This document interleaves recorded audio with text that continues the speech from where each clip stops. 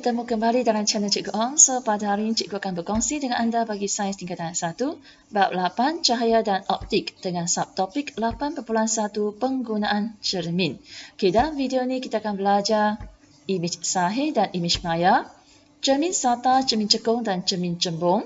Okey, dan juga dua jenis alat optik iaitu periskop dan kaleidoskop. Okey, so saya mulakan dengan cermin ini. Dan saya percaya rumah semua orang ada cermin ini iaitu cermin sata.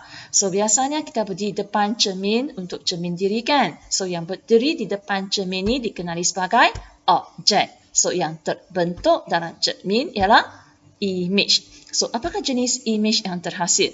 Adakah imej sahih ataupun imej maya? So jom kita terokai dengan melakukan aktiviti ini di dalam bilik yang gelap. So sediakan lilin, sekeping cardboard hitam tebuk lubang dikenali sebagai lubang jarum. Belakang diletakkan cardboard putih sebagai skrin dan kita lihat imej lilin yang terhasil. Lilin dinyalakan dan letakkan di depan cardboard berwarna hitam. Okey, cardboard berwarna hitam dengan yang telah ditebuk dengan lubang kecil dengan skrin putih letak di belakang. Dan kita lihat apa yang nampak di skrin putih. Okay, ini adalah imej lilin yang terbentuk. Yang ini adalah imej terbentuk pada skrin iaitu imej sahih. Okey, so daripada aktiviti ini jelas ternampak so imej sahih. So imej sahih ialah imej yang terbentuk pada skrin. Okay. So next. Kita bergerak pula kepada raja ini. Penggunaan cermin, ada objek dan ada imej. Contohnya seperti raja ini. So, imej dalam cermin kita terbentuk di belakang cermin. Maka, imej yang terbentuk pada cermin ialah imej maya. So, imej maya kita takrifkan sebagai apa? Imej yang tidak dapat terbentuk pada skrin. Dah boleh bezakannya? Dah kan? So, saya beralih kepada jenis cermin. Ada 3 jenis iaitu cermin sata, cermin cembung dan juga cermin cekung. Okay. Jom kita lihat contohnya dalam kehidupan harian dulu. Ini cermin sata, cermin cembung dan cermin cekung. So, apakah perbezaan imej yang terhasil jika kita gunakan ketiga-tiga jenis cermin ini? So, kita teroka satu persatu. So, saya mulakan dengan aktiviti ini juga yang boleh jalankan dalam bilik yang gelap. Okay. Iaitu dengan menyediakan lilin, letakkan lilin di atas keping kertas graf. Okay. Lepas tu pada jarak tertentu dengan cermin sata dan kita lihat kedudukan imej yang terhasil. Sekarang kita lihat pula kepada pembentukan imej dengan menggunakan cermin sata. So, cermin sata yang biasa kita jumpa adalah cermin muka kita. Ini adalah cermin. Okey, sekarang lilin diletakkan pada jarak 4 petaan. 1, 2, 3, 4. Okey, yang ini adalah jarak objek. Dari cermin sata ke lilin, ini jarak objek. Jadi untuk dapatkan imej, kita lihat dalam cermin. Okey, sekarang saya tegakkan cermin tu. Okey, imej yang terbentuk dalam cermin adalah imej maya. Imej maya iaitu imej yang tak boleh terbentuk pada skrin. Dan kita lihat melalui kertas graf tu dalam cermin. Berapa jaraknya? Okey, juga 1, 2, 3, 4. Juga 4 petak, iaitu adalah jarak yang dalam ni. Dalam sini, iaitu adalah jarak imej. Maka bererti jarak imej adalah sama dengan jarak objek dan saiz imej adalah sama dengan saiz objek. Okey, so daripada aktiviti ini Sekarang kita lihat jelas ternampak jarak objek dari cermin sata, so adalah sama dengan jarak imej dari cermin sata. So kita telah belajar dan bagi cermin sata, imej yang terhasil adalah imej maya, saiz imej sama dengan saiz objek. Seterusnya, cermin sata. Cermin sata ni mempunyai permukaan pantulan yang rata seperti permukaan cermin, permukaan berkilau pisau. Okey. So dalam aktiviti yang lepas kita dah ketahui imej yang terbentuk cermin sata, maya, saiz imej sama saiz objek dan dia dah tegak. Okey, satu lagi imej yang terhasil adalah songsang sisi. Apa itu songsang sisi Okey. So lihat pada raja ini. songsang sisi. Bahagian kanan objek kelihatan sebagai bahagian kiri image. Kita lihat ini adalah objek. Dia angkat tangan kanan. Lihat pula dalam image. Image seolah-olah mengangkat tangan kiri. So yang ini yang dinamakan sebagai songsang sisi. Next. Bagaimana cermin SATA ini berfungsi?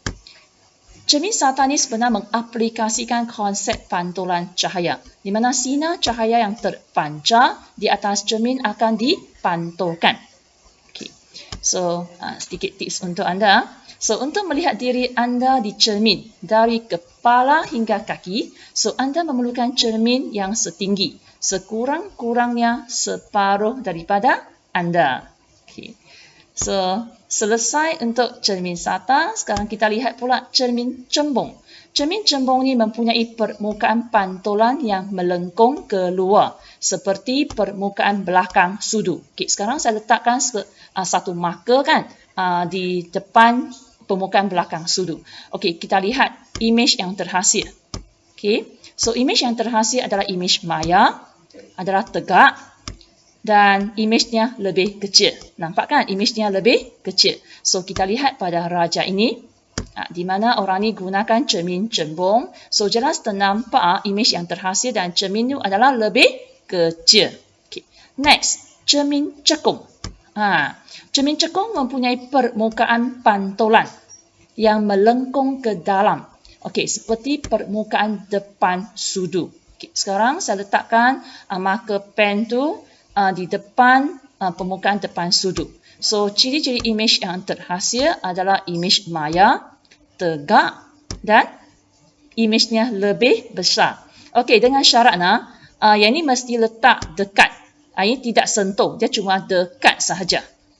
So, lihat pada raja ini.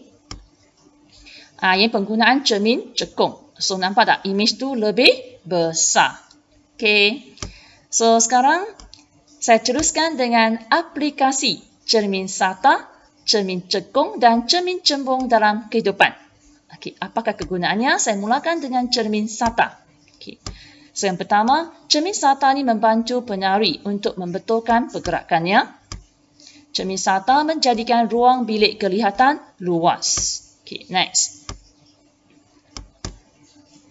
Cermin SATA ini juga digunakan pada ammeter dan voltmeter, so membolehkan bacaan tepat diambil dan mengelak ralat.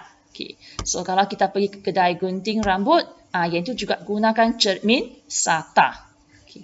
So, sebelum kita sambung, sekarang kita singgah sekejap untuk sudut uji minda. Soalan pertama, mengapakah kita memerlukan cermin SATA di dalam lift? Cuba anda fikirkan. So, antara sebabnya ialah supaya ruang yang kecil nampak luas dan selesa. Dan cermin SATA juga berfungsi untuk tujuan keselamatan di mana pengguna lift boleh melihat keadaan di belakang mereka. So, saya sambung seterusnya dengan aplikasi cermin cekung. Lihat di sini.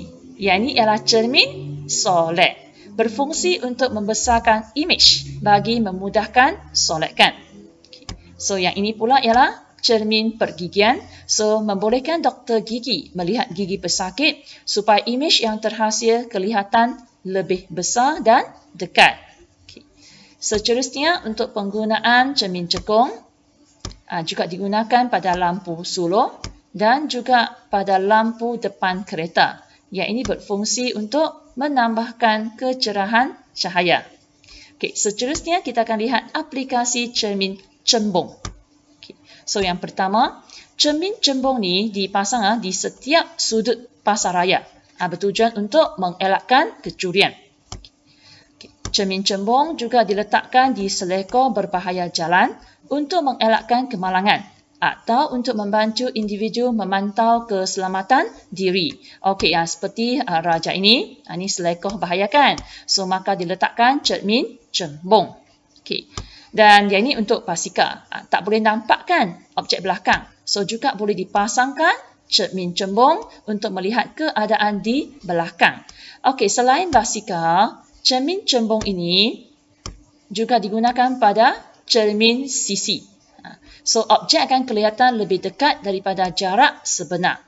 So, cermin cembung ni digunakan berfungsi untuk melihat kenderaan di belakang dengan lebih jelas. Okey. Dan biasa jumpakan cermin yang kecil ni, yang ini untuk menghapuskan titik buta. Next, soalan kedua untuk sudut uji minda. Raja menunjukkan seorang lelaki yang gemuk berdiri di hadapan sebuah cermin. Okey. So, apakah jenis cermin itu? Nyatakan ciri imej yang terbentuk. Okey, untuk soalan ni, anda hanya perlu lihat imej yang terbentuk dalam cermin. Nampak kan dia lebih kurus, iaitu imejnya lebih kecil. So, ingat semula, kalau imej lebih kecil, semestinya ialah cermin cembung. Okey, sebab cekung imej lebih besar kan? Dan lelaki itu kelihatan kurus. Okey. Selesai untuk bahagian ni. Seterusnya, kita akan lihat kepada alat optik yang menggunakan konsep pantulan cahaya. Okay, di mana untuk meningkatkan keupayaan deria penglihatan manusia. So, kita akan bincangkan dua, iaitu periskop dan kaleidoskop. Okay, yang pertama, periskop. Okay, lihat pada Raja. Periskop ni, dia mengaplikasikan menggunakan cermin SATA. So, dua cermin SATA diletakkan selari dan menghadap satu sama lain. So, kedua-dua cermin diletakkan pada sudut 45 darjah dengan sinar cahaya. So, ciri-ciri imej yang dibentuk oleh periskop. Yang ini anda perlu ingat saja. Ciri imej bagi cermin SATA. Okay, sebab dia guna cermin sakang kan. So, ialah tegak, maya dan sama saiz dengan objek. Okay. Jom kita lihat ini. Okay. So, yang ini adalah satu dinding. Okay, kita nak lihat objek di sebalik dinding tersebut. Okay. So, yang ini kita boleh gunakan satu periskop.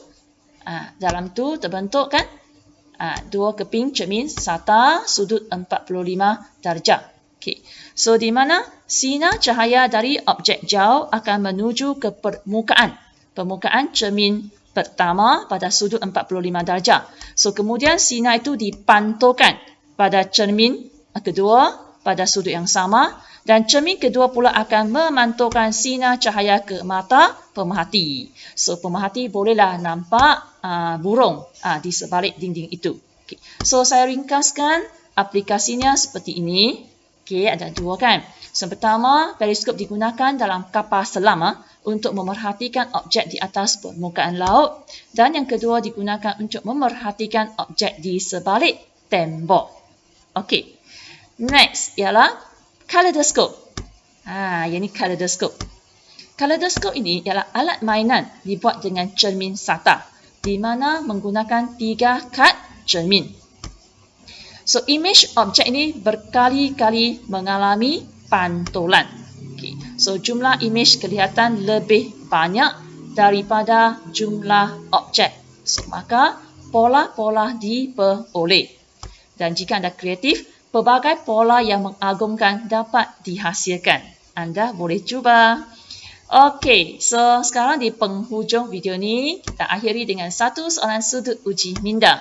Okay. Raja menunjukkan imej pemandangan yang terbentuk pada permukaan air. Okay. Soalannya, apakah jenis imej yang terbentuk pada permukaan air? Cuba fikir, dua jenis je, sama ada imej sahih ataupun imej maya. Dan soalan seterusnya, nyatakan jenis cermin yang memberikan jenis imej yang serupa. Okay, berikan penjelasan. Okay, so jawapannya ialah imej maya terbentuk. Okay, so jenis cermin pula ialah cermin SATA. Okay, so jenis imej yang terbentuk untuk cermin SATA. So, imej yang terbentuk ini maya, tegak dan sama saiz dengan objek. Okay. So, sekian sahaja perkongsian cikgu pada hari ini. So, semoga bermanfaat untuk anda. So, terima kasih dan jumpa lagi. Bye-bye.